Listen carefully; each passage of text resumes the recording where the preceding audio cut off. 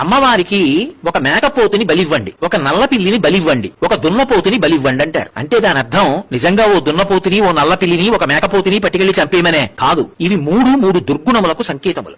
నల్లపిల్లి దేనికి సంకేతం అంటే దొంగతనానికి సంకేతం. అందుకే పిల్లి దొంగతనం చేసినట్టు ఎవరూ చేయరు. పిల్లి వచ్చి పాలు తాగేసింది అనుకోండి, ఎవరికి తెలియదు, అంత నిశ్శబ్దంగా వస్తుంది. దాని పాదాల్లోనే మాంసపు ముద్దలు ఉంటాయి, చప్పుడు అవ్వదు.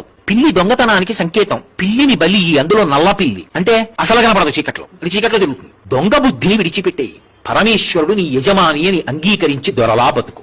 మేకపోతుని బలి, మేక మూర్ఖత్వానికి ప్రతీక. నేను ఒకసారి రైల్లో వెళ్ళిపోతుంటే ఒక ఊరు యొక్క చివరి భాగంలో సిగ్నల్ లేక ఆగింది రైలు. అక్కడ మేకపోతులు పందెం వేస్తుంటే చూశాను నేను, కిటికీలోంచి కనపడుతోంది. చక్కగా రెండు గడ్డి తింటున్నాయి. ఒక వ్యక్తి అటు పట్టుకెళ్లాడు, ఒక వ్యక్తి ఇటు పట్టుకెళ్లాడు. మనిషి గడ్డి తింటున్న వాటినే దగ్గరికి తీసుకెళ్లి రెండింటి తలా తాటించారు. పట్టుకెళ్లి ఒకదాని మీద ఒకటి ఇలా ఉసి కొలిపి వదిలేశారు. అంతే, అలలు పగిలిపోయేట్టు కొట్టేసుకున్నాయి. మూర్ఖత్వానికి ప్రతీక మేక.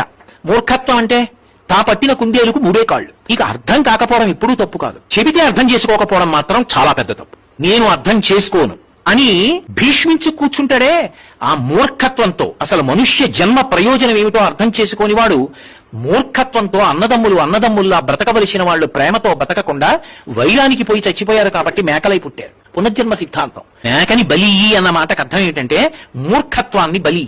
ఒక దున్నపోతుని బలి అన్న మాటకు అర్థం ఏంటంటే దున్నపోతు పిరికితనానికి గుర్తు. పిరికితనమే పునర్జన్మకి హేతువు. ఈ శరీరము నేను కాదు, నేను ఆత్మ, ఇది పడిపోతుంది. ఏమవుతుంది ఇది పడిపోతే? ఏమవదు, నేను ఎప్పుడూ ఉంటాను.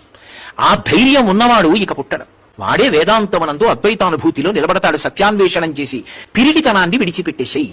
అది దున్నపోతుని బలి అంటే దాని అర్థం నిజంగా దున్నపోతుని చంపేయి, నిజంగా పిల్లిని చంపేయి, నిజంగా మేకను చంపేయి కాదు. మూర్ఖత్వాన్ని బలిపీఠం మీద విడిచిపెట్టు, అమ్మవారి దగ్గర వదిలి. ఆవిడ పాదాలు పట్టుకో, ఆవిడ అనుగ్రహిస్తుంది. దొంగతనాన్ని విడిచిపెట్టు, దొంగ బుద్ధిని, మూర్ఖత్వాన్ని విడిచిపెట్టు, అమ్మవారు అనుగ్రహిస్తుంది. ఇది చెప్పడం ఈ మూడిటిని బలి అన్న మాటకి సంకేతం, అంతేగాని వాటిని చంపమని కాదు. మళ్ళీ చెప్తున్నాను.